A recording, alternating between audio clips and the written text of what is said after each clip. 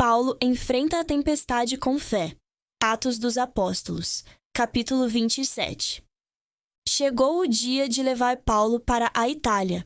Ele e outros prisioneiros foram entregues a um centurião chamado Júlio, da guarda romana chamada Coorte Augusta. Um amigo de Paulo, chamado Aristarco, também viajava com eles. Eles embarcaram num navio que ia passar pelas costas da Ásia e começaram a jornada. No dia seguinte, pararam na cidade de Sidônia. Júlio tratou Paulo com bondade e permitiu que ele visitasse seus amigos para receber ajuda.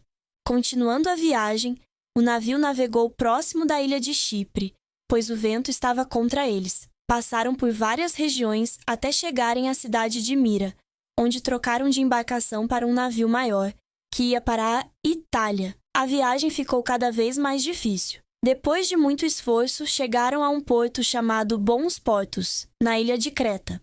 Paulo avisou: Amigos, vejo que a viagem será perigosa e podemos perder não só a carga e o navio, mas até nossas vidas. Mas o centurião preferiu ouvir o piloto e o dono do navio, que queriam seguir viagem. Quando um vento suave começou a soprar, eles acharam que estava tudo certo.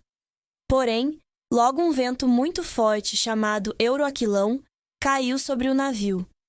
A tempestade era tão violenta que perderam o controle e foram arrastados pelo mar. Amarraram o navio com cordas para não se partir, jogaram a carga no mar e depois até o equipamento do navio. Por dias, não viram o sol nem as estrelas e todos perderam a esperança.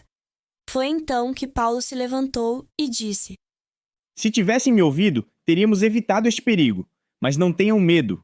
Um anjo de Deus me disse esta noite: Não tenha medo, Paulo. Você chegará diante de César e Deus salvará todos que viajam com você. Confio em Deus que acontecerá assim. Na 14ª noite, os marinheiros perceberam que se aproximavam de terra.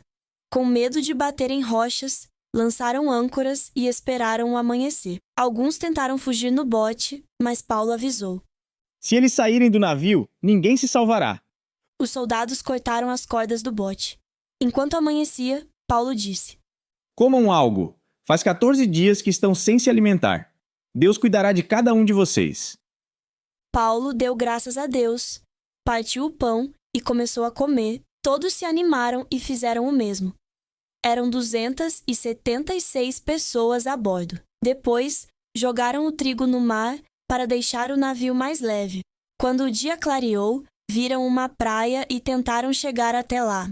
Mas o navio bateu num banco de areia e ficou preso. As ondas começaram a destruí-lo.